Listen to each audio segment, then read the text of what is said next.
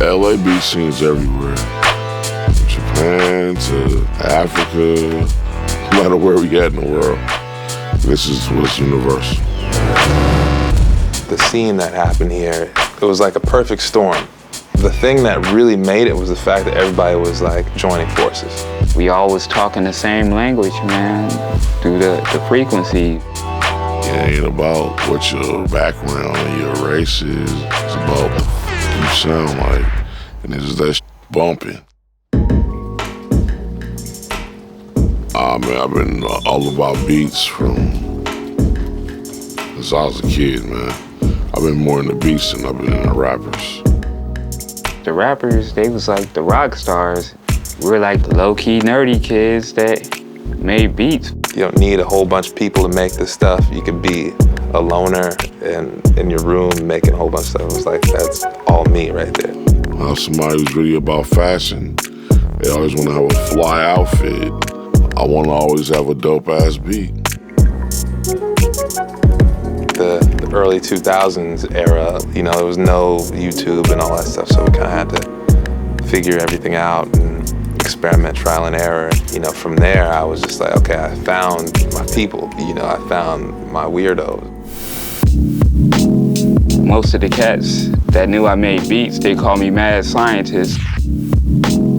I had this dance documentary called Wrecking Shop while I'm making beats. I'm trying to act like they're dancing to the beats.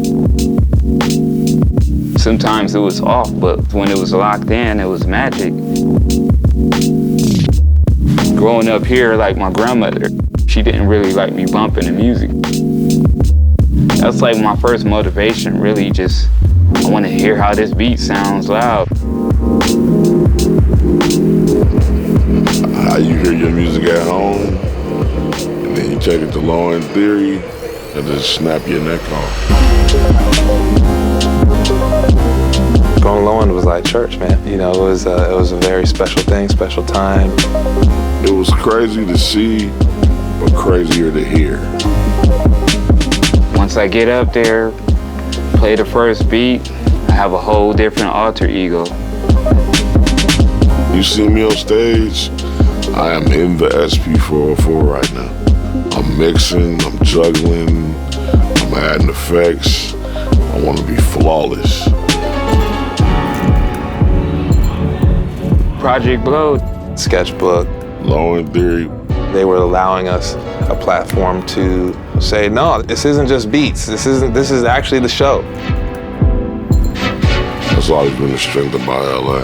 Everybody's pushing each other to do the greatest thing they could do out of themselves. It's all community, man. We were just sessioning like the jazz musicians back in the day. I couldn't imagine wanting to pursue music the way that I did if I hadn't lived here and if the community wasn't here. The ripple effect is still going. The sampler is just, it's all about how you hear things in life. How do you work? How does your heart beat? How does it translate to you? As long as I'm excited about sounds, I'm gonna be excited to loop up that sound and add another layer of that sound, and add another layer of that sound, and add another layer of that sound, and add another layer of that sound.